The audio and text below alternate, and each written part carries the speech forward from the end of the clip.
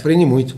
E, Pedro, já que você está falando isso, né, você acredita que o jornalismo esportivo ele está mudando em função dos dias, né, que nós estamos vivendo, dessa era que nós estamos vivendo? E se você achar que isso está mudando, né, quais são esses novos desafios que você percebe que já estão aí ou que virão? Cara, eu acho que tá mudando e eu acho que a tendência é cada vez mudar mais. E na minha visão tá mudando para pior. Né? Por quê, Pedro? Mudando para pior. Hoje em dia qualquer um posta uma informação. Uhum. Hoje em dia qualquer um vai num jogo, credenciado como um repórter. Né? Hoje em dia a gente tem uma carência na profissão que eu enxergo, por exemplo, que o pessoal não quer mais ser jornalista, o pessoal quer ser influencer. Tá. O pessoal não quer ser jornalista, o pessoal quer aparecer na televisão. Uhum. O pessoal quer ser famoso, o pessoal quer tirar foto na rua. Não quer mais ser o jornalista. Eu sinto que o espírito está se perdendo muito, cara. Uhum. Eu sinto que o espírito está se perdendo muito. E sinto que é um dever da nova geração, meu, e dos novos garotos que estão surgindo por aí, né, meninos e meninas que estão surgindo por aí na profissão, de tentar reacender essa chama, cara. Hoje em dia tá tudo muito mais democrático, né? Qualquer um tem o seu canal, qualquer um posta a informação que quiser. Hoje em dia a gente tem não só no jornalismo esportivo, mas na sociedade como um todo, a gente tem um problema muito grande com as famosas fake news, né? Então, eu sinto que está piorando. E os acessos cada vez são mais complicados. Por exemplo, eu conversando com as minhas referências de profissão, os caras me contam, cara, antigamente eu estava todo dia assistindo todos os treinamentos da equipe. Hoje em dia é raridade a gente ter acesso a um treinamento.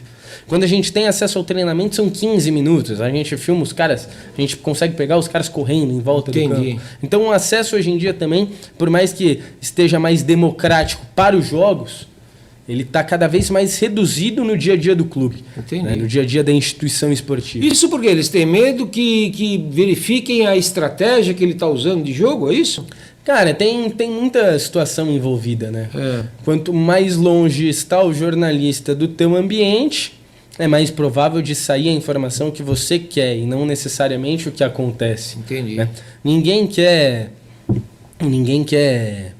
que seja passada crise. Uhum. Né? Ninguém quer que a crise que acontece no teu clube saia na mídia. Entendi. Por exemplo, se acontece um problema aqui no teu podcast, você não quer que a imprensa poste isso na rede social. Sem dúvida. Você quer que poste que tem grandes visualizações, que está crescendo de inscritos, que teve mais likes do que o episódio anterior. Agora, o jornalista, ele está lá tanto para publicar coisa boa como coisa ruim. O jornalista é um fiscalizador. Claro, né? claro. Então, você dele, ter né? o jornalista próximo, a possibilidade de os problemas serem vazados é muito mais forte. Maior, né? sem dúvida. Então, é uma espécie de, pelo menos eu enxergo dessa forma, uma espécie de proteção que as instituições começam a ter através de pensar que dessa forma é mais fácil de você esconder uma situação, né? Uma situação, um determinado problema.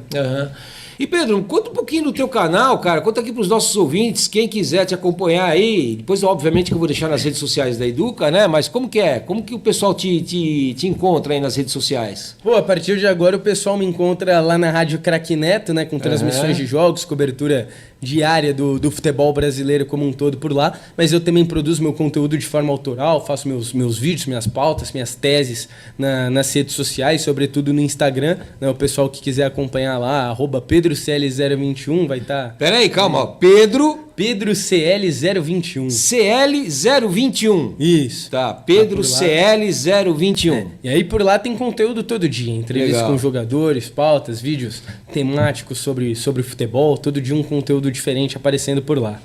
E aparece os haters aí, ô Pedrão? Sempre tem, né? Tem uns malucos, sempre né, tem, cara? né? Não dá pra agradar todo mundo, né? Você sabe mais que ninguém. Não dá pra agradar todo mundo. E você tira de boa lá? Cara, tiro de boa. Deve ser provavelmente torcedor, né? Que tá chateado com o time dele e você tá falando uma verdade, né? E o cara vai querer... Não, o pessoal...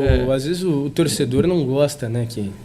De uma crítica, de um ponto de vista. Às vezes você discorda. Às vezes você pode falar um negócio do teu podcast que eu discordo. Agora... Existe a vertente de você tratar isso de forma respeitosa e educada, ou de você partir com um comentário um pouco mais arrogante e agressivo. Né? E isso, lamentavelmente, é comum. Né? Mas, pra mim, eu tiro de letra. No começo eu ficava mais incomodado. No começo eu ficava chateado. Quando veio o primeiro, assim, foi um choque pra mim. Dá vontade de xingar, né? Quando veio um primeiro, eu tomei um susto, né? Falei, seu maldição, né? Falei, o que é isso, cara? Mas isso aí... começa a vir com frequência. Claro, né? claro. E às vezes a gente sabe também que Faz ao mesmo parte. tempo que um cara xinga, o outro vai lá e te É isso manda, aí, e é te isso manda aí, uma é mensagem. isso aí, é isso né? aí. Eu já tive experiências, por exemplo, de no mesmo dia em um jogo, um cara vir debater comigo sobre uma fala que eu tive, 2 minutos depois um outro cara pediu pra tirar foto. Então a gente sabe que as situações são diferentes, né? É isso Um aí. dia você agrada, outro dia você não agrada e continua isso não tem que agradando tem e que vai ser seguindo. levado da maneira mais natural possível. Né? Boa, boa. O cara que ele aparece publicamente e não sabe lidar com o público, ele tem um grande problema. Sem dúvida, sem dúvida. E conta um pouquinho aí da rádio Craque Neto. Tá brincando, hein? O Neto é um craque, né? Pena que jogou no Corinthians, não jogou no meu glorioso. Jogou no Palmeiras também. Ele jogou, né? Jogou no Palmeiras, Um pouquinho, São acho que foi Paulo, um no pouquinho, Santos. Mas não foi Mas muito. onde ele mais se fez destaque identificou, foi né? no Corinthians. Se identificou no Corinthians, né? Mas é um baita de um ex-jogador, né? Um baita de um jogador. Mas conta um pouquinho aí como que tá sendo lá essa experiência. Eu sei que é pouco tempo ainda que você tá lá, né? Mas se você puder contar aqui para nós como que vai funcionar, o que você vai fazer lá com o Craque Neto. Vamos ligar pro Neto agora? Não, tô brincando. Mas, cara, é uma experiência muito bacana, né? Vem sendo muito legal. A gente, graças a Deus, conseguimos acertar tudo aí nessa sexta-feira, né? Legal. Tinham outras possibilidades. Uhum. Também tinham outros convites, mas graças a Deus a gente conseguiu fechar tudo da melhor forma possível. Foi o que eu queria. Que legal.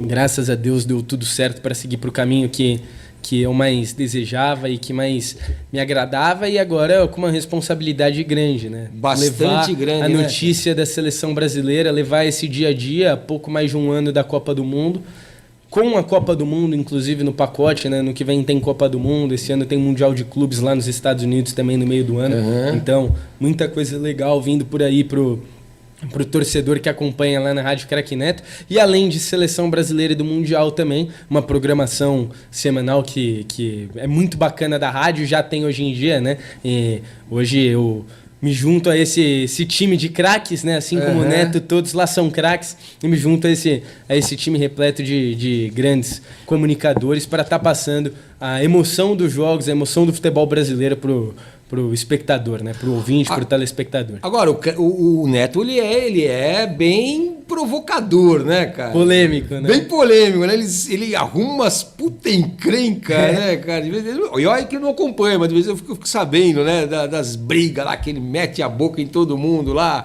arruma briga com um, arruma briga com o outro. Mas eu acho que ele faz meio que isso de propósito, não faz não, cara? Pra meio que chamar atenção aí, pra ganhar visibilidade? Cara, eu nunca tive um contato pessoal mais forte com o Neto. Né? Eu encontrei o Neto poucas vezes. Por mais que agora eu tenha acertado com a rádio, mas eu ainda não tive uma conversa diretamente com o Neto.